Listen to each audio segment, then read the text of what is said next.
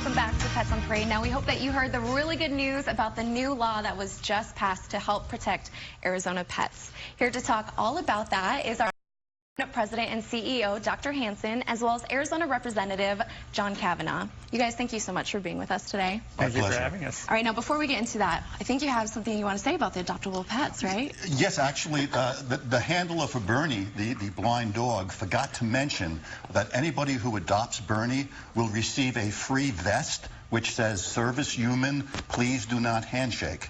Just so you know. I love that. That's absolutely amazing. Now, Representative Kavanaugh, we're talking about HB 2671, which was just recently signed by Governor Ducey. You were the sponsor of this bill. Can you talk all about what that entails? Yes.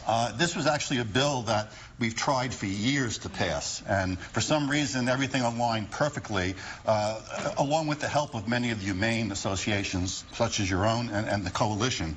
And with the help of Brian Tassinari, your lobbyist, who was absolutely amazing in getting not only this bill but past bills through. And what it does is it closes a horrible loophole in the law. Under current law, any crime that's a Class 6 felony, and that's the lower of the felonies, any crime that's a Class 6 can be downgraded to a misdemeanor. And the problem with that is, when it goes to a misdemeanor, you don't necessarily get mandatory probation, you don't necessarily get mandatory treatment. And the bill deals with the worst animal abusers. This particular bill deals with people who intentionally kill or intentionally torture animals. These are the sickest of the sick, and these are the people that need, if they're ill, they need treatment and probation, plus probably a little jail time. I wouldn't mind either. But if they're bad, because I mean some are mad, but some are just plain bad, you want to make sure that it stays a felony so they go to prison, because people this bad really deserve either treatment or incarceration or both. Of course, yeah. So, and of course, as with many great things, and of course with the law as well, like you mentioned, it takes a little bit of time to get it passed. Why was this so important to you? Why did you keep on trying to get it through?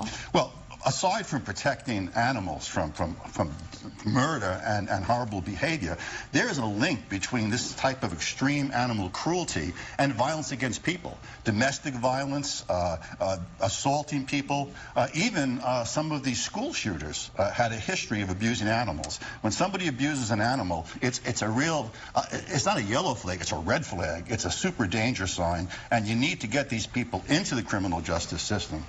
Yeah, of course. Now, Dr. Hansen, we see this every single day. What does this mean to have this law passed for the pets that we see, that a lot of them are abuse cases, unfortunately, at the Arizona Humane Society? Well, Kelsey, we've been working on this legislation now for 4 years. This is such a huge victory for animals in Arizona.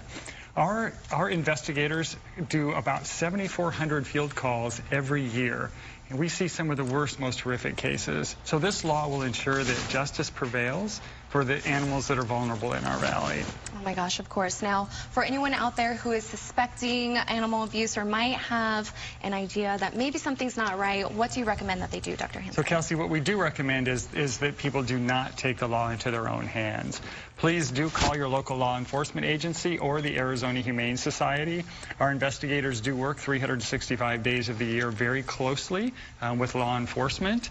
And I encourage everybody to sign up for legislative alerts by visiting azhumane.org/advocacy. Yes, of course. And now, Representative Kavanaugh, you are already busy at work. You were just telling us about another thing that you're trying to get through. Can you tell us all about that? I will, but let me first mention that I'm glad you mentioned the most vulnerable, because people usually think of children and elderly people, but you know, obviously in that group are these. These are the most vulnerable also, and they need our protection.